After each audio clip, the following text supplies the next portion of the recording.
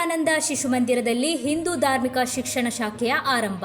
ಪುತ್ತೂರು ಶಿವಪೇಟೆಯಲ್ಲಿರುವ ವಿವೇಕಾನಂದ ಶಿಶು ಮಂದಿರದಲ್ಲಿ 6/12/2024 ಶುಕ್ರವಾರ ದೇವಾಲಯಗಳ ಸಂವರ್ಧನಾ ಸಮಿತಿ ವತಿಯಿಂದ ಹಿಂದೂ ಧಾರ್ಮಿಕ ಶಿಕ್ಷಣ ಶಾಖೆಯನ್ನು ಆರಂಭಿಸಲಾಯಿತು. ಕೃಷ್ಣವೇಣಿ ಪ್ರಸಾದ್ ಮುಳಿಯ ಇವರು ಹಿಂದೂ ಧಾರ್ಮಿಕ ಶಿಕ್ಷಣದ ಉದ್ದೇಶ ಮತ್ತು ಅದರ ವಿಶೇಷತೆಗಳನ್ನು ತಿಳಿಸಿದರು.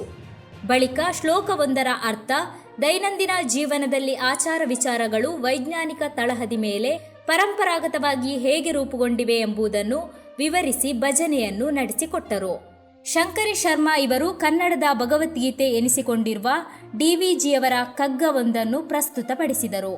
ಮುಂದೆ ಅದರ ಅರ್ಥವನ್ನು ವಿವರಿಸುತ್ತಾ ಇಂದಿನ ಕಾಲಘಟ್ಟದಲ್ಲಿ ಅದರ ಅಗತ್ಯತೆಯನ್ನು ತಿಳಿಸಿದರು.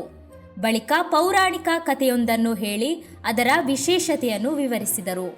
ಶಿಶು ಮಂದಿರದ ಆಡಳಿತ ಮಂಡಳಿಯಲ್ಲಿ ಕೋಶಾಧಿಕಾರಿಯಾಗಿರುವ ಶ್ರೀಮತಿ ಚಂದ್ರಪ್ರಭಾ ಅವರು ಭಗವದ್ಗೀತೆಯ ಮಹತ್ವವನ್ನು ತಿಳಿಸಿದರು. ಮಾತೃಭಾರತಿ ಸದಸ್ಯರಾದ ಶ್ರೀಮತಿ ಲಕ್ಷ್ಮೀಪ್ರಭು ಸ್ವಾಗತಿಸಿ ಶ್ರೀಮತಿ ರಮ್ಯಾ ಧನ್ಯವಾದ ಸಮರ್ಪಿಸಿದರು.